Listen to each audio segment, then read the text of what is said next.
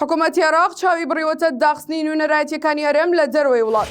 زانیاری فەرمی لەبارەی نردنی دووموچە بڵاو کرایەوە. رووسیا ڤیدیۆیەکی ئابڕووبەرانەی ئۆکرانیای بڵاو کردەوە کە دوو دیمەنی جیاوازیشانکردن لە سەردەمی جەنگ نیشان دەدات. لە تیوار نیوزۆ سلااوتان لێبێت. من و داوسمانم سێ هەواڵتان پێشکەش دەکەم.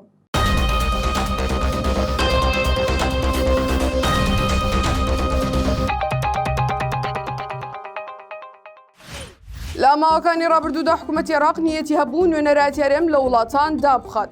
تیوار لەسەر و پرسا پەیوەندی کرد بە سەرچاوە تایبەتەکانی خۆیەوە لە عێراق و زانی کە ئێستا نیەتەکەی بەغداد بۆتە جددی و دەیانەوێت بەم زوانە نوێنەرایەتی هەرێم لە وڵاتان دابخەن. لە ئەبریەوەش عێراق بەنیازە فەرمانبەرێکی حکوومەتی کوردستان لە باڵیۆتخانەکانی عێراق دابنێت، ئەوەش بۆ بەڕێکردنی کاروبارە ئیداریەکانی هەرێم.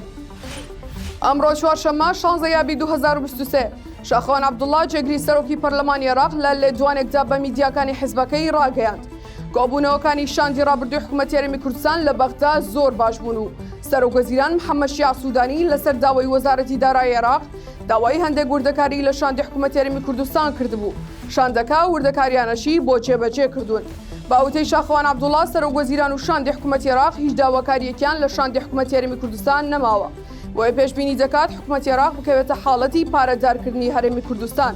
لەبارەی نردنی موچەی مانگی 7 فەرمانبەر و موچە خۆرانی هەرێمی کوردستان شاخەوان عەبدوڵڵا وەشی وەدەوە دەبێت لیژنەکە واتە لیژنەی هاوبەشی هەردوو شاندی حکوومەتی عێراق و هەرێمی کوردستان کە لێرەیە بڕیاری لەسەر بدات. دوا بڕیار لای ئەوانە وردەکاریەکانیان تەواو کردووە.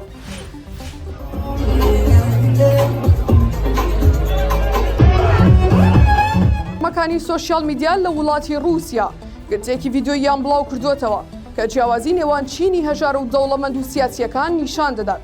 ئەوان دەڵێن کوڕی هەژار بۆ پێشەوەی بەرەی مردن و جەنگە و مناڵی دەوڵەمەندەکانیش بۆ سەماکردن و خۆشگوزەرانی. ئەم گرتەیە لە دوێنێەوە سەرنجی ملیۆنان کەسی ڕاکێشاوە کە جیاوازی لە نێوان چینی هەژار و نیشتیمان پەروەر و چینی باڵای بێباک لە ئاستی جەنگ و ماڵوێرانی لە کیڤی پایتەختی ئۆکرانیا نیشان دەدات. سێ هەواڵم پێشکەشکردن کاتێکی خۆش.